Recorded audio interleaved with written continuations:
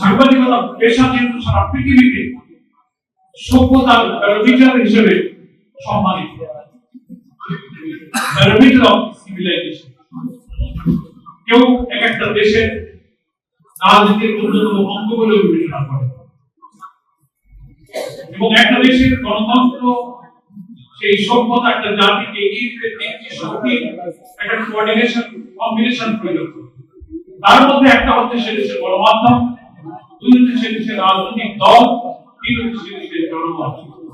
তিনটার মধ্যে ঐক্যের শক্তি, সমন্বয়ের শক্তিটা কিন্তু অসাধারণ ভাবে অবদান রেখে গণমাধ্যম এবং সাংবাদিকদের এগিয়ে দিতে পারে।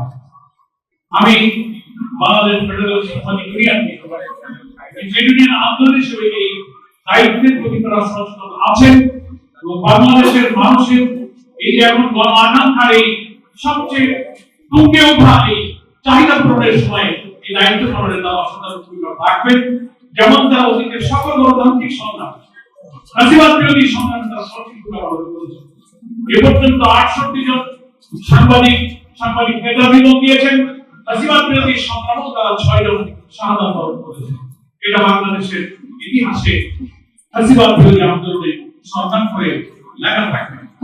সম্মানিত বন্ধুগণ, আমি মনে করি যে আমাদের সামনে আজকের দিনে, আমি এটা দুর্ভাগ্যই বলবো, শুধু বাংলাদেশ না সারা পৃথিবীতে মূল সাংবাদিকতার যে লক্ষ্য, সেই লক্ষ্যের দিকে আমরা কিন্তু সবাই স্থির থাকতে পারছি না। এখানে অনৈতিকতা, সুবিধা, স্বার্থ আমাকে ঘিরে বলে এই পেশার মর্যাদা আমরা দেখতে পাচ্ছি।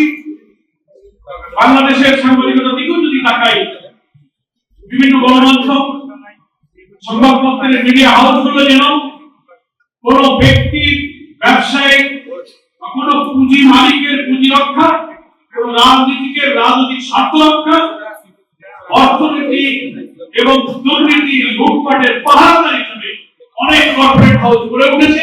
মিডিয়াকে তারা সেই সাথে ব্যবহার করছে। অথচ আমাদের সাংবাদিকতা পেশার মূল কথা ছিল সমস্ত সত্য সংবাদকে পরিবেশন করা, সাদাকে সাদা বলা, কালোকে কালো বলা। আমরা তা বলতে পারছি না। আমরা একটা কর্পোরেট হাউসের দিকে তাকিয়ে, একজন পুঁজিপতির দিকে তাকিয়ে, রাজনীতির অঙ্গনে বিশিষ্ট কোন ব্যক্তিত্বের দিকে তাকিয়ে আমরা অনেক সময় সাদাকে সাদা বলতে পারি না, কালোকে কালো বলতে পারি না। আমরা সব কিন্তু একটা অন্ধকারের ঘোড়ার মধ্যে ঘুরপাক খাচ্ছি। আজকে এই বার্ষিক সাধারণ সভায় আমার আবেদন থাকবে, নতুন বাংলাদেশ গঠন করতে গেলে সাংবাদিকতার এই মহান পেশা, ঐতিহ্য, সোনালী অতীত, যারা এখান থেকে বিদায় হয়েছেন, যাদের নাম আজকে এই সভায় স্থাপন করা হয়েছে, সমস্ত রক্তচক্রী উপেক্ষা করে সাংবাদিকতার মহান পেশাকে উজ্জীবিত করার জন্য তারা ধীরে ধীরে দেশ ত্যাগ করে জাতির কাছে অবিস্মরণীয় হয়ে গেছে।